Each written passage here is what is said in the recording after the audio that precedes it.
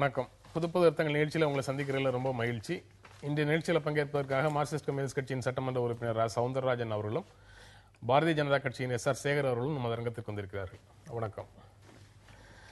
மகாராஷ்டிராவில் சட்டமன்ற தேர்தல் களத்தில் புதிய திருப்பங்கள் ஏற்பட்டதாக இன்றைய செய்திகள் சொல்லுது. பாரதிய ஜனதா கட்சிக்கும் சிவசேனை கட்சிக்கும் இடையில இருந்த 25 ஆண்டு கால கூட்டணி முறிந்தது.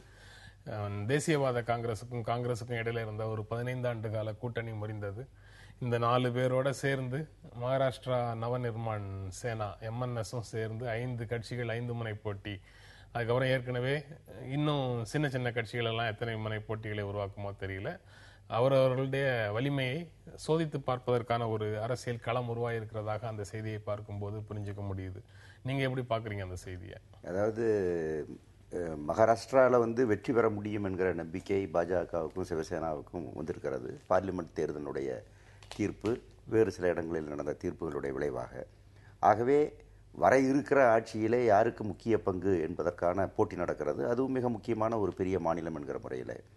ஆகவே அதிக சீட்டுகளை பெறுவதற்கு ஒருவருக்கு ஒருவர் போட்டியிடுகிறார்கள்.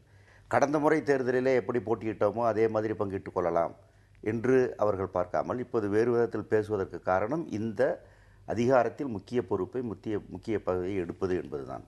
பாஜகவுக்கு டெல்லியிலே ஆட்சியிலே இருக்கிறோம் என்கிற ஒரு புதிய அந்தஸ்து, தெம்பு மற்றதும் அவர்களுக்கு வந்திருக்கிறது. என்னை பொறுத்தவரையில் இது அநேகமாக இது நிரந்தர முடிவாக இருக்காது. பேசி அவர்கள் தீர்த்து கொள்வார்கள். பல சந்தர்ப்பங்களிலே இப்படி நடந்திருக்கிறது.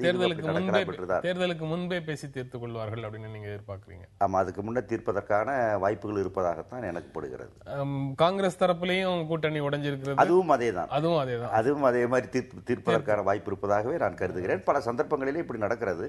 ஒருவர் கையை ஒருவர் முறுக்கவும், அதிகம் தொகுதிகளை பெறவும், இப்படி வலுத்த கட்சிகள், பெரிய கட்சிகள் முயற்சிப்பதும் இறுதியிலே ஒரு முடிவுக்கு வருவது என்பது நடந்திருக்கிறது. இப்படி நடக்கலாம் என்று தான் நான் நினைக்கிறேன். நீங்க எப்படி பாக்குறீங்க?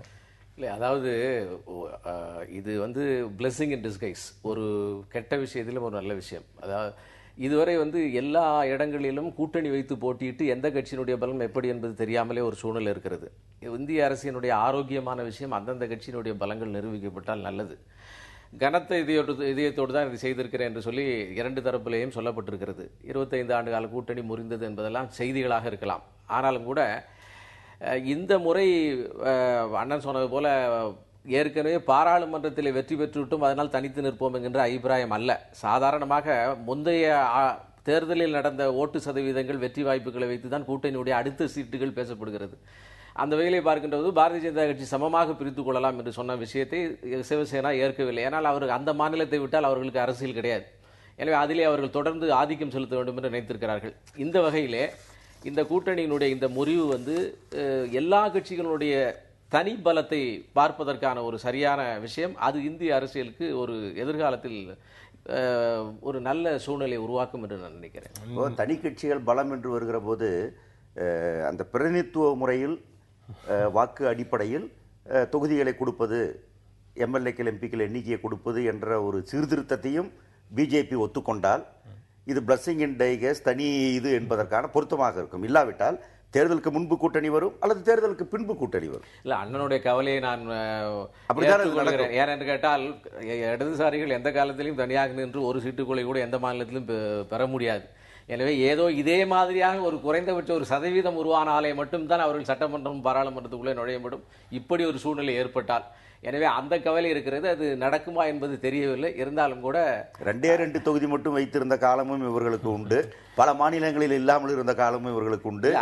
ஆட்சிக்கு வந்த 100 நாட்களில் இருந்த 24 தொகுதிகளில் 12 தொகுதிகளை விட்டுவிட்ட நிலையும் இருக்கிறது, தோற்று போன நிலையும் இருக்கிறது.